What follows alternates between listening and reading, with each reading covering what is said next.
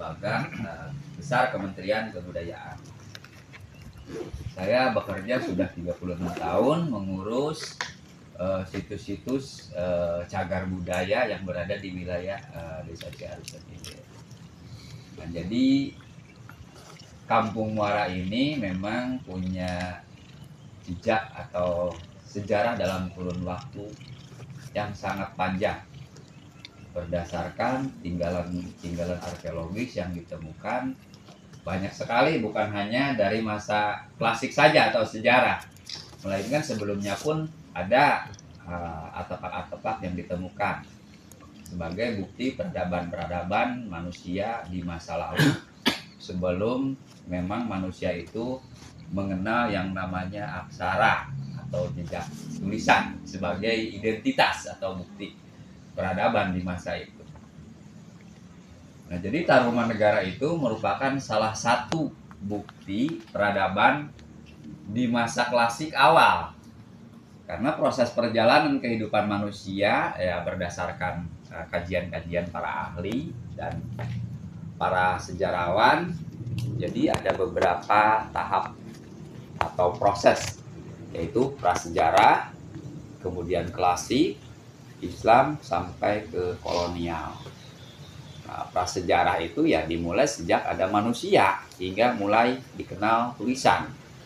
Kemudian klasik berkembang ya dimulai dari abad kedua hingga abad keempat. Institunya kerajaan Nusantara ini.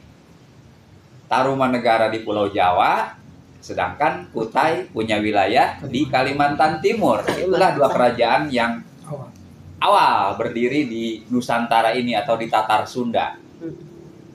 Nah, jejak-jejak mengenai tentang perjalanan sebuah kehidupan di masa kerajaan, Tarumanegara pun tidak ujug-ujug menjadi sebuah kerajaan besar. Melainkan ada awal yaitu pendirian sebuah desa di tepi Sungai Citarum awalnya di tahun 348 oleh seorang maharsi yang bernama Singawarman pada saat itu. Kenapa membangun desa atau di tepian Sungai Citarum? Karena itu sumber kehidupan utama di kehidupan masa lampau bahkan sampai sekarang. Ya, selain transportasi, kehidupan itu mengambil dari sumber-sumber alam yang ada di sungai. Nah, jadi Tarumanegara memang sebuah kerajaan yang sangat besar ya di masa itu. Bukti tinggalan arkeologisnya memang banyak, bukan hanya 7 buah prasasti saja, melainkan komplek-komplek bangunan pun ditemukan, yaitu candi-candi seperti yang ditemukan di wilayah Kabupaten Karawang. Batu Jaya, kawasan Batu Jaya itu salah satu bukti mengenai tentang Tarumanegara. Nah, jadi setelah tahun 348 selama 24 tahun pengelolaan desa tersebut menjadi sebuah kota yang akhirnya diberi nama Tarumanegara. Karena berdasarkan penelitian sungai tersebut banyak ditanami pohon-pohon tarum. Nah, di keterangan yang lain memang pohon tarum itu bisa dijadikan bahan pewarna pakaian pada saat itu ya. Pewarna pakaian atau yang dikenal nama lainnya itu pohon tarum itu apa tuh namanya, saya lupa. Indigo. Iya. Wanteng kalau sekarang mah mungkin Bu. Nila sama indigo. Nila, pohon nila. Iya, nila. Ya, sebutnya nila betul. Nah, setelah Resi Singawarman kemudian tahta kekuasaannya diserahkan kepada yang kedua yaitu putranya yang diberi nama Dharma Yawarman Guru. Nah, gelar demikian karena selain dijadikan penobatan seorang raja juga sebagai tokoh agama pada saat itu selama 13 tahun. Yang dibangunnya yaitu wilayah Kabupaten Kota Bekasi sekarang kalau secara administratif. Dulu namanya Sundapura. Nah, setelah 13 tahun Purnawarman baru lahir pada saat itu. Tahun 372 dinobatkannya tahun 397. Nah, tindakan-tindakan Purnawarman itu memang meneruskan jejak kakeknya dan orang tuanya membangun ibu kota baru di Nusantara ini. Jadi tidak membangun keraton Tarumanegara itu, melainkan nomaden, berpindah-pindah untuk memajukan suatu wilayah dan pindah lagi ke wilayah lain.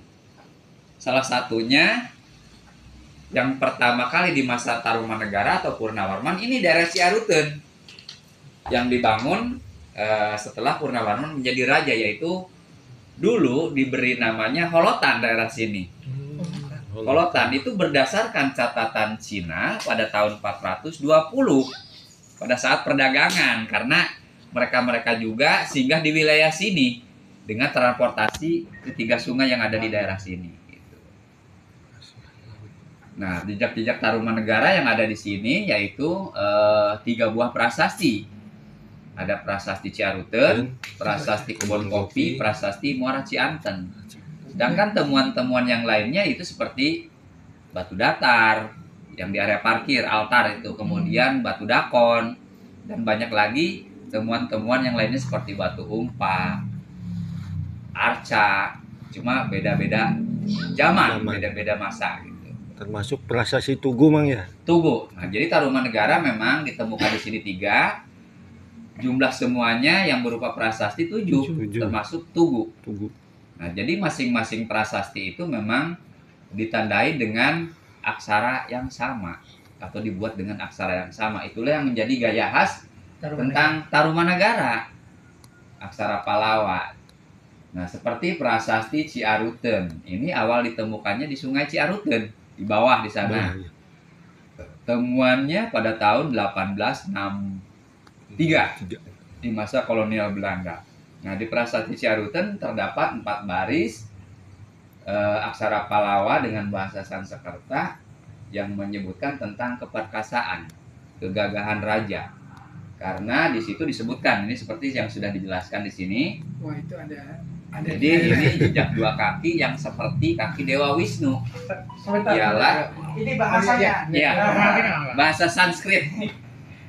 Nah, Rata Savanipate, Manipate, Purnawarmana, Taruman Nagarendrasa Vishnuriva Padatpayam. Itu menurut ajaran Hindu kuno, Hindu India, ya. Sedangkan orang-orang India tersebut tidak bisa menerjemahkan dengan bahasa seperti ini, melainkan aksara ini yang dipelajari oleh orang-orang Sunda awalnya. Cuma di sini dikatakan seperti pengaruh Hindu, bahasa yang dipakai oleh orang Hindu itu Sanskertanya, bukan aksaranya, karena ada pengaruh budaya bahasa yang masuk ke tanah Jawa setelah kerajaan Salangkayana bubar di wilayah India Selatan masuk ke tanah Jawa. Itulah yang membawa pengaruh. Nah, jadi disebutkan sebagai raja penguasa, ya. Ini jejak kaki seperti kaki Dewa Wisnu, perumpamaan seperti kaki Wisnu. Jadi sang Purnawarman itu diumpamakan seperti Dewa Wisnu menurut Hindu India pertama. Ini merupakan tapak tilasnya atau identitas lah mungkin sekarang, ya. Identitas jadi ciri bangsa kita sebelum mengenal perkembangan kehidupan di masa sekarang. Dulu prasasti Ciaruten diambil dari bawah sana, ya, sekitar 200 meter turun ke bawah. Tapi kita nggak ke sana, dan sayangnya di sekitarnya jadi tempat pembuangan sampah karena memang akses untuk pembuangan sampah agak susah. Terima kasih.